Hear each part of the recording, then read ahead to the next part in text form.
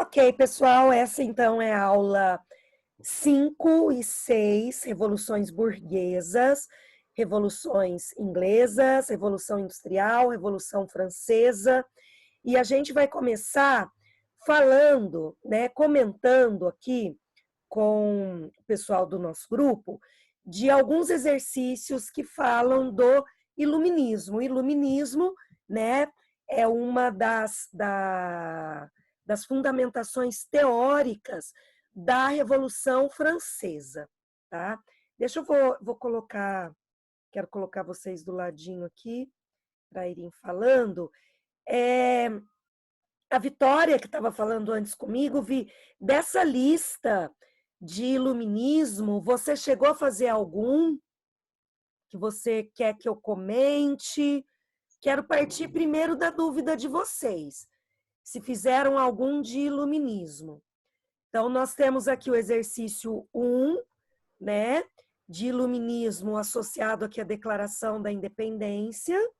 Uhum. Aí a gente tem esse aqui da Unicamp, tá? Tem um da Unesp e tem um do Enem. Esse aqui que eu quero comentar também. Na verdade, 2 do Enem aqui do ano passado. Eu Qual tive desses você fez, Vi?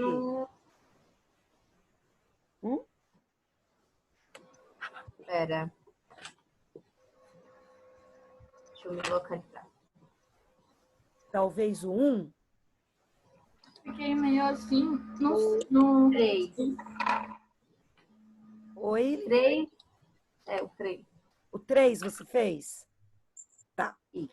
Então vamos lá, vamos começar então pelo 3 e depois eu comento um detalhezinho do 1, que é um trecho de um documento importante também.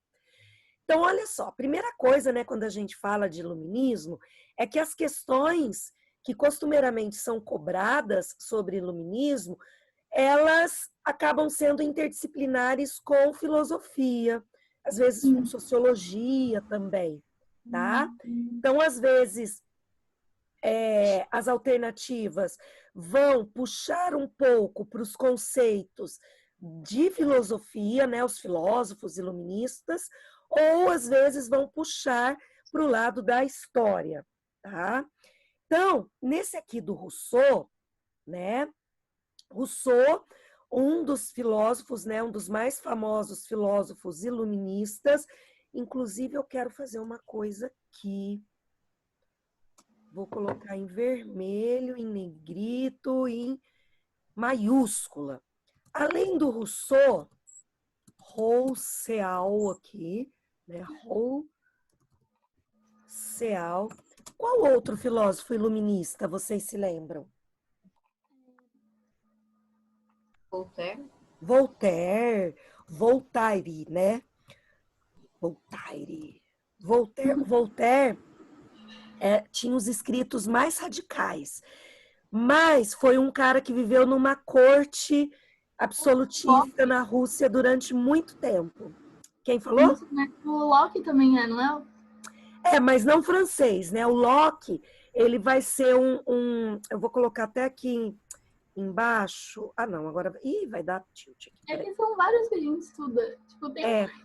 O Locke, na verdade, ele vai escrever mais no final do século XVII, em pleno período das revoluções inglesas, né? Mas ainda não vai ter uma característica, não vai usar ainda o nome iluminismo, né? É que o termo iluminismo ele acaba sendo comum para os franceses e principalmente para o Kant, né? Na verdade, a origem mesmo, né, do termo iluminismo não é nem iluminismo, é esclarecimento. Kant, né, filósofo alemão, que vai chamar atenção para isso, a ideia da racionalização, do esclarecimento. O Locke, ele acaba sendo um precursor do liberalismo político por conta ali dos escritos na época do Bill of Rights, tá? Então, aqui, falando especificamente dos iluministas franceses, né, eu vou escrever o Locke aqui também. Rousseau, Voltaire, a gente tem mais algum? aquele cara que escreveu O E Espírito das Hobbes, Leis. Descartes, não sei o nome dele. Nossa, Descartes. Bia, é a Bia ou a Lavínia que tá falando? A Bia falou, eu tô perguntando se é Descartes. Isso! Ah, o Descartes, ele será antes, tá? Daí tem Descartes, Bacon. século XVII. Ah, tá. Daí tem Tá. Francis Bacon, Acho mas que eu não lembro. é a Camila Tem Descartes. o Hobbes. Tá? O Descartes vai, né? Penso, logo duvido, né? A dúvida cartesiana ali. Montesquieu, cara que vai falar da tripartição dos poderes, tá? Montesquieu. Tá? A gente tem também Diderot. Não, eu acho que eu nunca... Diderot e D'Alembert foram os editores da enciclopédia. Tá. Tá? Eles que vão organizar o projeto da enciclopédia e vão convidar, né, o Rousseau, Voltaire e outros para escrever. Então, Diderot e deixa eu pôr isso aqui, D'Alembert. Ih, ficou feio aqui, mas enfim, só queria escrever. A ideia aqui, pessoas, é fazer uma gambiarra aqui. Para, me obedece, Word, que raiva. Sai. Desfazer. Não! Ai, que vontade de xingar um palavrão. Não quer me obedecer, vou pôr um monte de vírgula, pronto. Não vai por bem, vai por mal. Uau! Aí. Rousseau, Voltaire, Montesquieu, Diderot e D'Alembert, né, os principais representantes do iluminismo francês, tá? Aqui no caso da França. Locke, na Inglaterra, né? O Kant vai ser a principal inspiração do ponto de vista da filosofia. O Kant aparece muito mais, tá? É o que vai, é uma palavra lá que para mim é impronunciável, que quer dizer esclarecimento em alemão, tá bom? Então é isso. Então, Rousseau aqui, a principal obra dele, Contrato Social ou Pacto Social, é o que vai falar mais claramente sobre a necessidade de se acabar com a monarquia absolutista, tá? Com esse modelo que a gente chama de antigo regime. Então, olha só esse trechinho documental aqui. Ó. O homem nasce livre e por toda parte encontra-se a ferros. O que se crê senhor dos demais não deixa de ser mais escravo do que eles. A ordem social, porém, é um direito sagrado que serve de base a todos os outros. Haverá sempre uma grande diferença entre subjugar uma multidão e reger uma sociedade. Então, quando ele fala aqui, ó, subjugar uma multidão, ele está falando do absolutismo. Administrar uma sociedade seria a ideia do contrato, do pacto social, do pacto do governante com os governados. Sejam homens isolados quanto possam ser submetidos sucessivamente a um só, e não verei nisso senão um senhor e um escravo. Então ele fala de homens submetidos, né? E ele fala de senhor e escravos aqui. De modo algum considerando-os um povo e o seu chefe. Trata-se, caso se queira, de uma agregação e não de uma associação. Nessa agregação, ele está querendo dizer, não existe o bem público, não existe o corpo político. Então, aqui, ele faz um exercício, né? Não é o trecho mais fácil do Rousseau para se ler, mas ele faz um exercício de comparação, que a ordem social, ela deve ser mantida não pela submissão, não por alguém, por um governante que vai submeter, que vai governar pelo medo. Isso era o que existia na França naquele período, né? Na segunda metade do século XVIII. O que ele diz? O que precisa existir numa ordem social, o bem público, um corpo político de governante e de governados. Talvez vocês se lembrem, né, apesar da gente fazer a revisão de Antiguidade Clássica só lá no fim do ano, mas talvez vocês se lembrem aqui, eu vou até colocar em vermelho e vou inserir cadê aqui? Comentário, tá? Deixa eu apagar aqui, tirar aqui, que quando a gente estuda a República Romana, né, os patrícios, quando vão derrubar o rei, né, Tarquínio, soberbo, eles vão dizer o seguinte, que eles estão defendendo a res pública, tá? Em latim, assim, ó, a res pública, né, ou res públicos, tá? O que significa isso? O bem comum. É daí que nasce a palavra república. E é nesse sentido que o Rousseau está escrevendo, que nessa sociedade regida por uma monarquia absolutista, por uma sociedade estamental de privilégios, não existe o bem público, não existe um corpo político. O que existe é um governante que submete o seu povo, tá? Então, essa aqui que é a ideia do Rousseau. Então, né, quando você vem aqui para o enunciado, sobre o contrato social e seu autor, é correto afirmar o quê? Né? Primeiro, que o Rousseau, um dos grandes autores do iluminismo, defende a necessidade de um Estado francês substituir os impostos por contratos comerciais. B. A obra inspirou os ideais da Revolução Francesa, ao explicar o nascimento da sociedade pelo contrato social e pregar a soberania do povo. C. O Rousseau defende a necessidade do homem voltar ao seu estado natural e assim garantir a sobrevivência da sociedade. Ou D. O livro, inspirado pelos acontecimentos da independência americana, chegou a ser proibido e queimado em solo francês. Eu acho que aqui, né, não tem dúvida de que a alternativa correta é a B.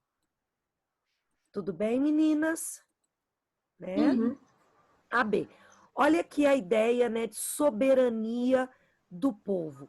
É justamente esse conceito que eu vou comentar com vocês aqui nessa da Unesp, tá? Então, aqui, alguma de vocês chegou a fazer esse exercício? Sim. Tá? Uhum. Então, tá. Esse exercício é um exercício super fácil. A alternativa aqui, a gente vai fazer até uma proposta diferente. A alternativa correta do exercício 1, né, é iluminismo. Né? Enfatiza o direito à cidadania e rebelião contra governos tirânicos. O meu interesse aqui é ler com vocês o documento e mostrar como ele é uma exposição, né, quase que colocando em prática as ideias do Rousseau, especificamente nesse trecho do Rousseau. Olha só, né, o que vai estar escrito aqui. Primeiro, todos os homens são criados iguais, dotados pelo Criador de certos direitos inalienáveis. Então, você tem aqui a ideia da igualdade, né? Direitos inalienáveis, tá? O que seriam direitos inalienáveis? Aquilo que não pode mudar, aquilo que nasce com a pessoa e ninguém tira da pessoa, tá? De qualquer pessoa. Quais seriam esses direitos? A vida, a liberdade e a busca da felicidade. Não está escrito aqui, mas os iluministas defendiam também o direito à propriedade, tá? Um direito inalienável.